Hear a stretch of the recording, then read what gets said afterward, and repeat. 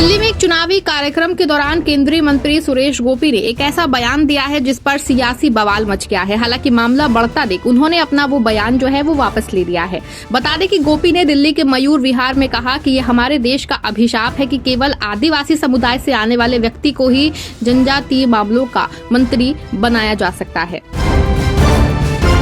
दिल्ली विधानसभा चुनाव प्रचार के लिए सभी राजनीतिक दलों ने पूरी ताकत लगा दी है। रविवार को कांग्रेस नेता राहुल गांधी ने दिल्ली के हौज काजी चौक में एक जनसभा को संबोधित करते हुए सत्ताधारी दल आम आदमी पार्टी के साथ साथ बीजेपी में भी निशाना साधा। राहुल ने कहा कि हिंदुस्तान में दो विचारधाराओं की लड़ाई चल रही है। एक तरफ नफरत, हिंसा और अहंकार है तो दूसरी तरफ मोहब्बत, एकता, भाईचारा, संविधान और कांग्रेस पार्टी है। ये आप भूलिए मत, ये विचारधारा की लड़ाई है।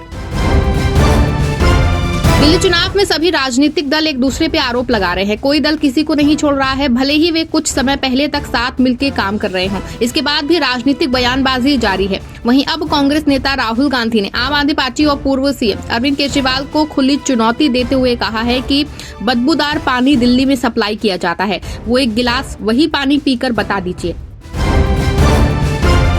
कांग्रेस नेता प्रियंका गांधी ने पार्टी नेता सोनिया गांधी पर राष्ट्रपति द्रौपदी मुर्मू का अपमान करने का आरोप लगाने वाले प्रधानमंत्री नरेंद्र मोदी के बयान को लेकर रविवार को पलटवार किया है और उन्होंने कहा कि इसे चुनावी मुद्दा बनाने का प्रयास महंगाई और बेरोजगारी की समस्याओं से जूझ रहे लोगों का अपमान है। प्रियंका गांधी ने पीएम मोदी और पूर्व मुख्यमंत्री अरविंद केजरीवाल पर तीखा हमला करते हुए कहा कि उन्होंने ऐसे रोंधू नेता और उनसे बड़े कायर नेता नहीं देखे हैं। सीएम मोहन मांझी ने केंद्रीय बजट 2025 की सराहना की है और ओडिशा और देश के लिए इसके लाभों की चिन्हित किया है। मांझी ने कहा कि पीएम मोदी के विजन के तहत केंद्रीय वित्त मंत्री निर्मला सीतारमण ने 2025 से 26 के लिए ऐतिहासिक बजट पेश किया है। बजट का आकार बढ़ाया गया है, ये देश के विकास को नई दिशा देगा। बीजेपी के लोकसभा सांसद जगदम्बिका पाल ने भविष्यवाणी की है कि सीएम आतिशी और मनीष सिसोदिया आगामी दिल्ली चुनावों में अपने निर्वाचन क्षेत्रों से हार जाएंगे। बीजेपी सांसद जगदम्बिका पाल ने कहा कि इस बार बदलाव की हवा चल रही है और 5 फरवरी को दिल्ली में लोग बीजेपी की सरकार बनाने जा रहे हैं। जनता ने केजरीवाल को मौका दिया है, वो भी 3 बार, और दिल्ली को क्या मिला है? दिल्ली भ्रष्टाचार में डूब गई है।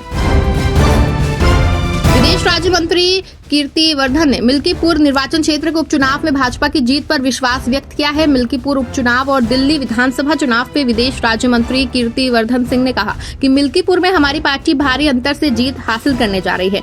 लोग आपके झूठ को समझ चुके हैं।